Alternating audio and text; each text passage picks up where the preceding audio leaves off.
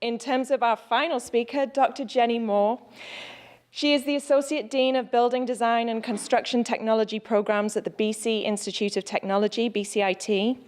Prior to joining BCIT, Dr. Moore worked for over a decade at Metro Vancouver as the first air quality planner responsible for climate action, and as a manager of strategic initiatives where she inspired the Sustainable Region Initiative.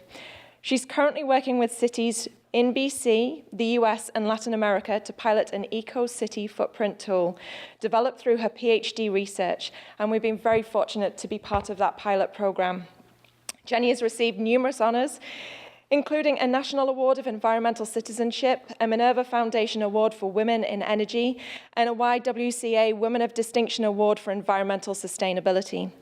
Jennie's work is helping us to understand the full impact of our consumer choice as it belongs to climate mitigation and climate impacts, both within our Saanich borders and beyond them. And we're really excited to have you here today. Thank you.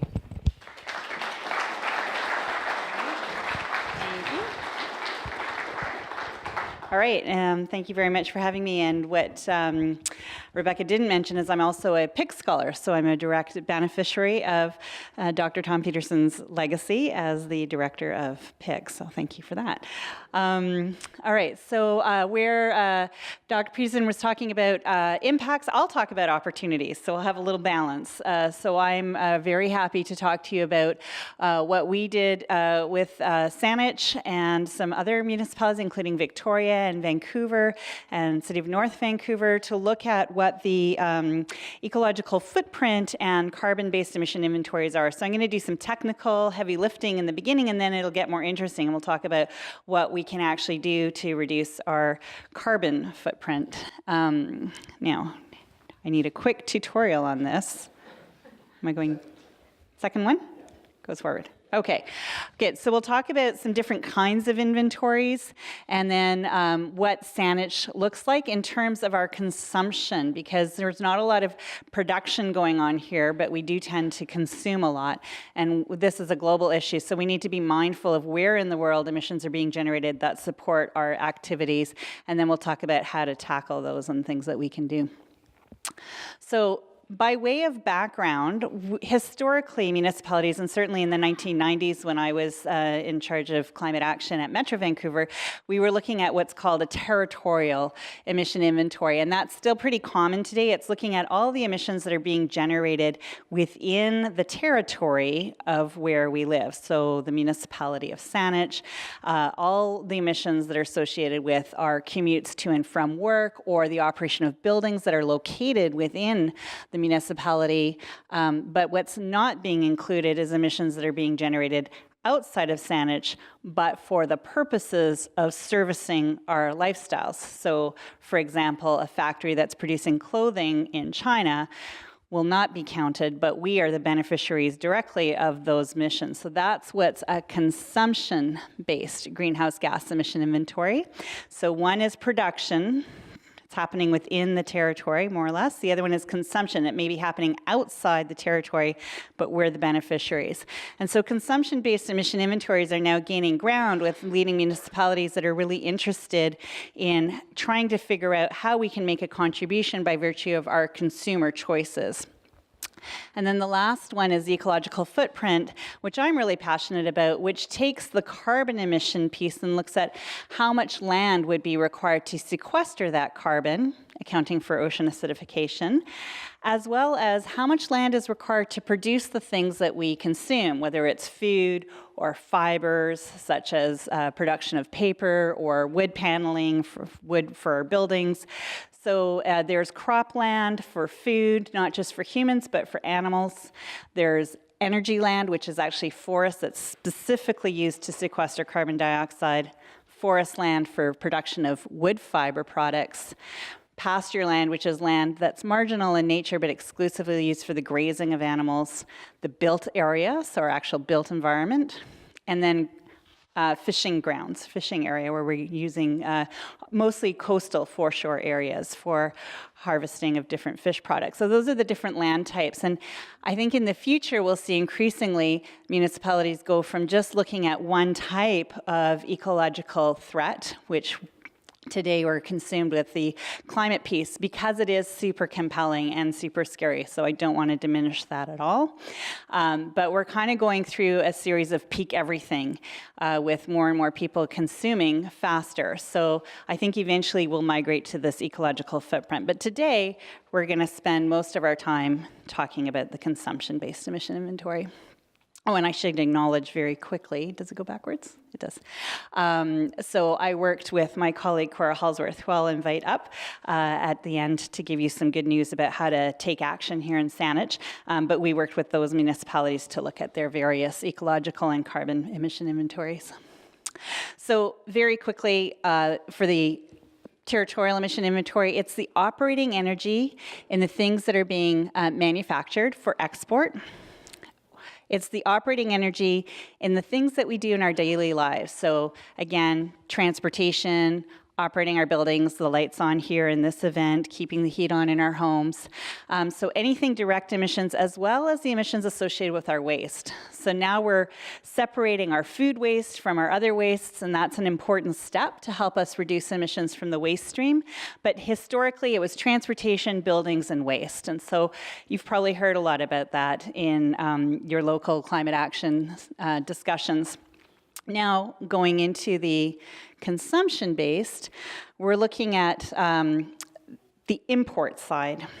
So this is embodied energy that's in the materials that we're importing, right? So the clothes on your back, the mug in your hand, the cameras on the stand at the back of the room, the seats that we're sitting on. So wherever those were imported, or excuse me, wherever those were manufactured, the emissions associated with that activity, if it was consumed here in Saanich, becomes part of our consumption-based emission inventory.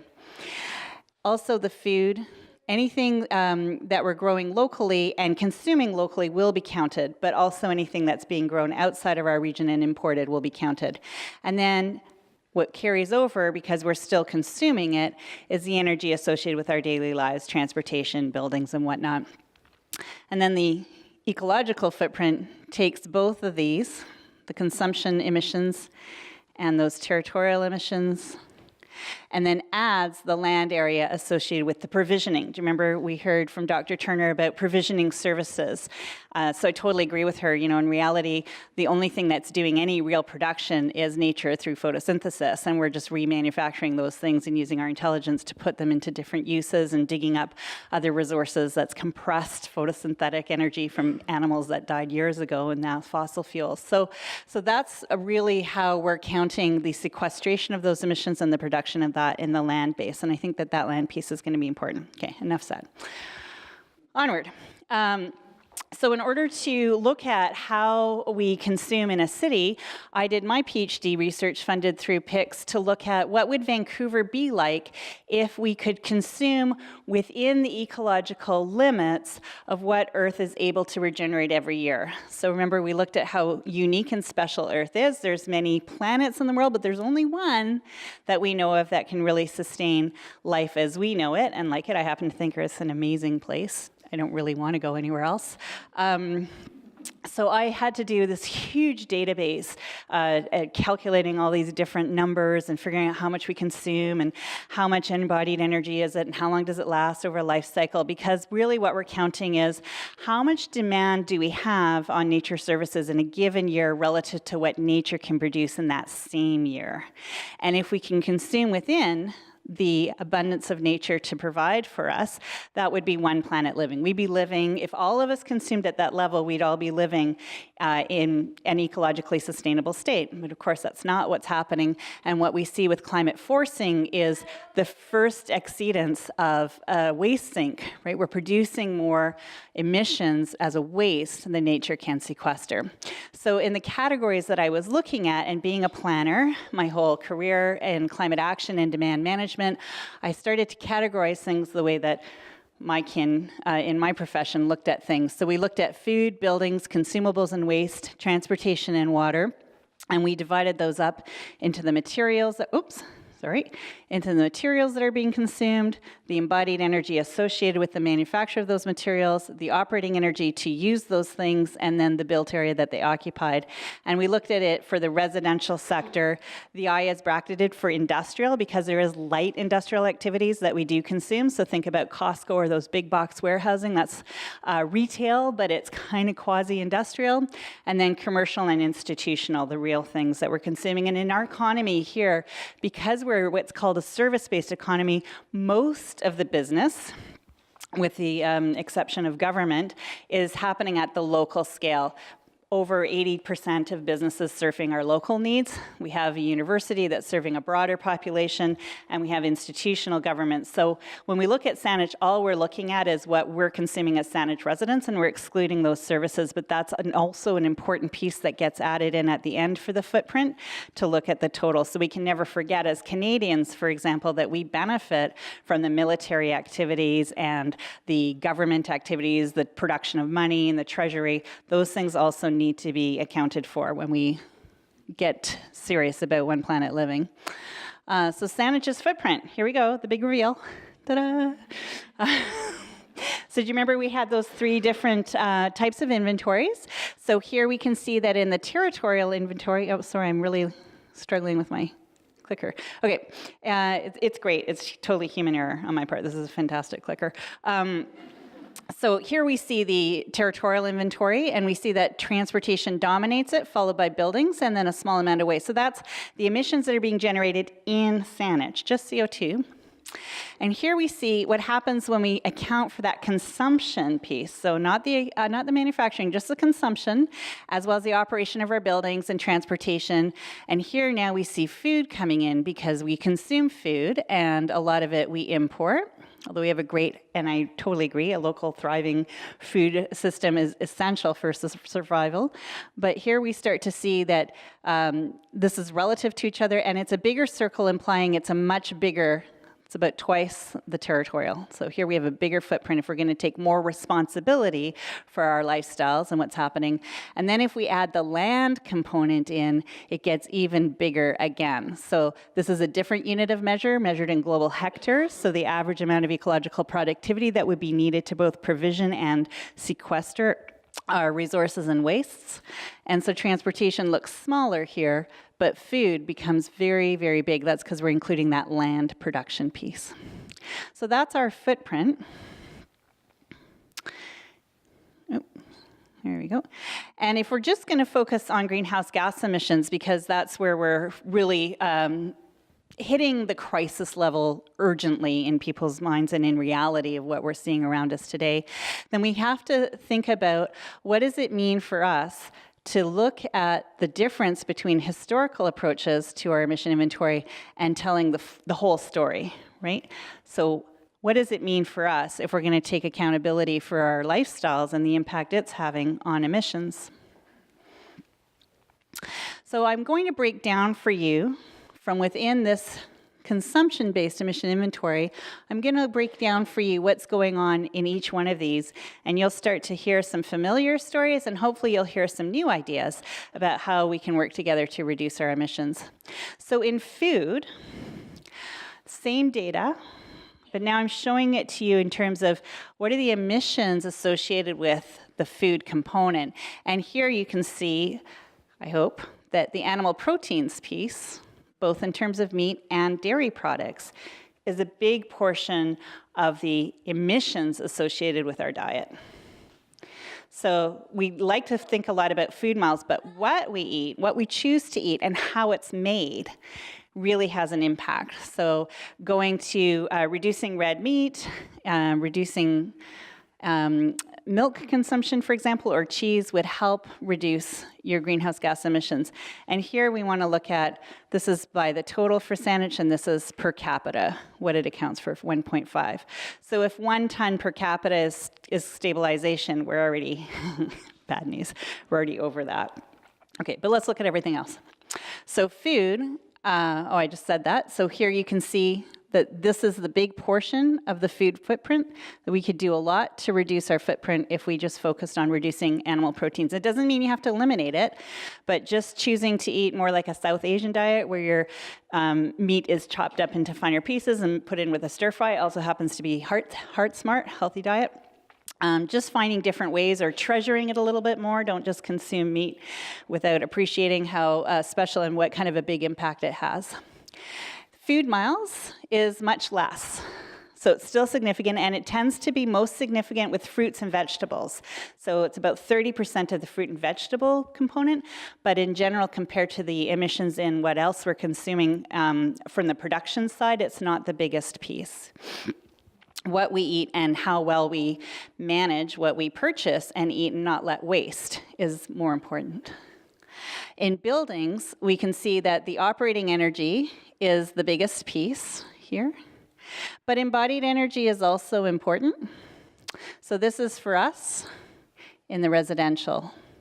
And you can also see the commercial is important, and the institutional is much, much less. And we think we might have an underestimate here, but one of the things with the institutional buildings is they last for a long time. And one of the things that we're noticing, and I think it's starting to hit Victoria now, is this false economy of people tearing down buildings before their time is due and putting up bigger buildings to capitalize in the market.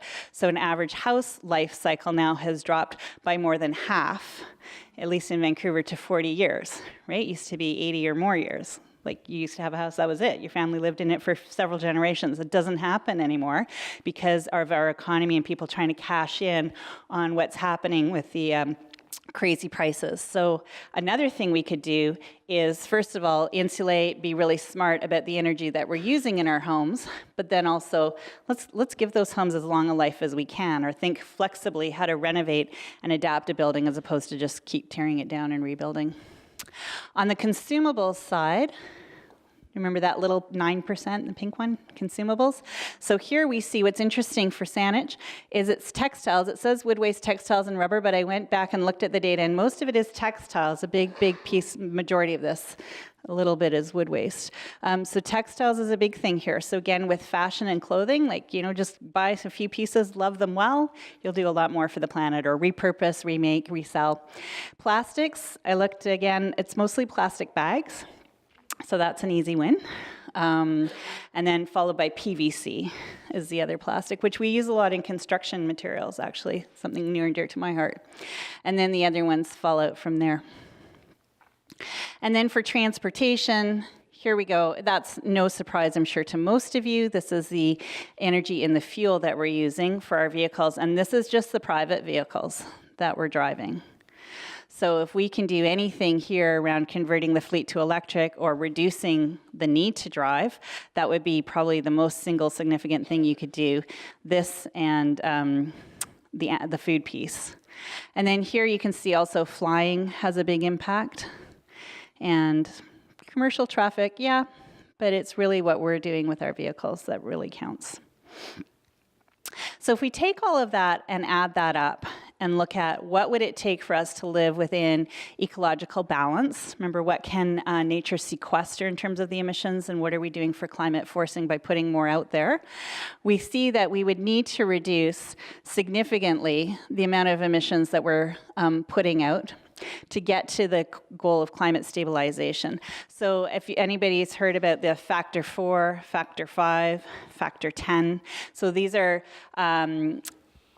they're great books, Factor 4 and Factor 5, that say so Factor 4 is 75% reduction, Factor 5 is 80% reduction, Factor 10 is 90% reduction in the amount of emissions that we're creating through our lifestyle choices that we would have to reduce by in order to get to stability. And the really good news, is we already have technology available to get to Factor 5. Easy. On our campus at BCIT, we've been retrofitting our buildings, and in some cases, we've actually achieved the Factor 10 goal, 90%. We've done it through smart use of technology instead of dumb systems where all the lights come on or all the fans come on. Even if there's one person in the room, it's really only about how much you need using sensors to, and it's not always perfect. I know we've all been in that. You have to clap and wave your hand and hope the light comes back on. But, there is a lot we can do in the built environment. to bring this down. It's a little harder for transportation. We're getting there with the electric cars, for example, but I do want to emphasize for you that no technology solution is going to sustain the level of reductions we need if we're going to live sustainably on this planet, right? We need a holistic paradigm shift, because the challenge that we haven't really got our heads around yet is that in a growth-based economy where everything is predicated on consuming more and more so things can trickle down, so I don't have to share, but you can benefit while I benefit at the same time. That's a fundamentally flawed challenge, because technology cannot necessarily enable us to create the absolute reductions we need. It can enable us to create the incremental efficiency gains we're looking for. And so, for an example, I discovered this when I was doing my master's research, actually, not my PhD. We were seeing incredible leaps and bounds, and still have today incredible leaps and bounds in energy efficiency, but we were consuming more energy than ever too. So if we're getting more efficient, why are we consuming more? It's because every cycle of efficiency gain is being pushed back into more economic growth and more consumption, right? So we need to figure out how to sequester those savings and put that back into nature's production. Right? So that's going to be the big challenge, I think, for us now is we have the technology, and we've had the technology for a long time. Politically, we're not ready to use the technology effectively, and politically, I don't think we're ready for the paradigm shift, but we're going to get forced into it pretty quickly in the next little while. So there's our gap, what we call the sustainability gap, what we need to get down to. Here's where I think we need to be for sustainability, and these are all the emissions associated with it. So this is the scary piece for me. You know, we know how to get to almost zero emission buildings. We know we have a lot of gains we can make here. We have some gains we can make here. We used to have a conserver society, right, before people came back from the Second World War, and we had to get everybody involved in the economy and created a consumer society. So we know how we could degrow and stabilize. But what's scary for me down here is the food piece. So we have an intense industrial agricultural system, so we can take a lot of energy out of our food systems, but when we live in a big system with global trade, that gets really challenging. So how do we relocalize our food systems, and our consumption is going to be the big challenge, I think, for us. So what can we do? Okay, now that I've depressed you all, here's the fun stuff. What can we do? We can do stuff. So big number one thing is reducing red meat consumption, and even substituting that red meat with white meat goes a long way to helping with the footprint reduction. And dairy, I'm sorry, there's not a lot of substitutes there. So just, you know, one thing I would say about almond milk and other substitutes, remember we were looking at pictures of Amazonian rainforest being bulldozed down for beef farms. Well, today they're being bulldozed down for soy production, right? So it's a hard one. I can say don't eat, but you know, that doesn't go very far. I wouldn't have an audience in a few years. So reducing food waste post-purchase, this is something, I'm really sorry. This is something we really can do. We waste a lot of food, right? That stuff that's spoiling in the freezer, the potlucks where we overcook, the leftovers we never get around to eating. Those are the big opportunities for us to really manage it well. Eliminating heating oil, moving to natural gas and propane consumption, reducing that, and electrical efficiency. So electricity is great as long as it's not being subsidized through a fossil-based production. And so right now we have a very high hydroelectric electricity profile, which gives us very low emissions, which is great. But as we go to increasing our demands, so there's challenges, right? Building Site C will bring more clean energy. It does have a lot of negative impacts. Efficiency has gotten us very, very far. I'm not saying one's right or the other. I'm just saying these are all very hard choices we have to come up with. And I just want to point out for you that in every case, we have to reduce energy consumption regardless of how clean that energy source is. There's no free ride for us. Reducing paper consumption by 50%, reducing the textile consumption can help a lot. Just being more frugal, getting away from the whole throwaway societies of plastic consumption. Reducing municipal solid waste, again, so for consuming less, hopefully we're producing less waste. And converting our private vehicle fleet to electric, but also reducing the kilometers that we drive. So this is where land use planning comes in, right? Living in those really tightly clustered communities that enable us not to have to need a car to begin with, or getting better at different kinds of vehicles that get us around, like bicycles. or other things that we don't need to hog quite as much road space and need fossil-based transportation. So I'm sorry, these are Vancouver pictures. I would love in the future if we had cool Saanich pictures, but for us, informing the planning process, I think it's great what Saanich is doing, embarking on leadership around climate action, wanting to look at the consumption-based emission inventory, being interested in the ecological footprint, which is so cool, and thinking about how do we engage ourselves, because here's the really important news. Municipalities can do about 40% of the heavy lifting to reduce our footprint, and the rest of it, 60%, is going to come from what we do by engaging our senior governments in action to create and put pressure on industrial manufacturing globally, what we do with each other around supporting local choices for food and for sharing our economy, sharing our materials and uses, and what business does, and how we engage those businesses that are willing to work with us. That's where 60% of this is going to come from. So, last thing, what does it look like for us? So I've given a few hints. So repurposing, fixing, and sharing. It sounds hokey, but it can actually be really fun. Now, I don't know if you remember, even in my day, you could take your electronics in and get them fixed. And electronics lasted forever, and fridges outlasted like one family, and they got passed on. But now everything's, it's just cheaper to buy it, but that's not going to help us in the long run. So we've got to get back to the repurpose and fixing of things, avoiding consumption of paper, red meat, bottled beverages. I didn't mention that, but that's also really important. Roads, roofs, and walls used for urban agriculture, that's nice. It's going to help in some ways with cooling our environment and helping. We're doing some interesting research now on introducing ecological services back in, but also the local food piece is important for local economy, but the dietary choice and not letting food waste. Most trips, 86% by walking, cycling, and transit, or some non-fossil-based or zero-emission vehicle type. Most people won't fly, very few will own cars, but we'll be loving each other and sharing a lot of stuff, so hopefully you won't want to go somewhere too fast. And the buildings, of course, will be energy efficient and zero emissions, and we know how to get there. So the good news is we know how to get there. It's just a question of how mobilized are we to get together and find a way to make it work. And I'm just going to call up my colleague Cora Halsworth now, because I think Saanich is taking an important step forward to engage those of you that got excited with my last 2-minute pitch on some things that they can do. And oh yeah, you need that mic, and I'll just. Okay, thanks.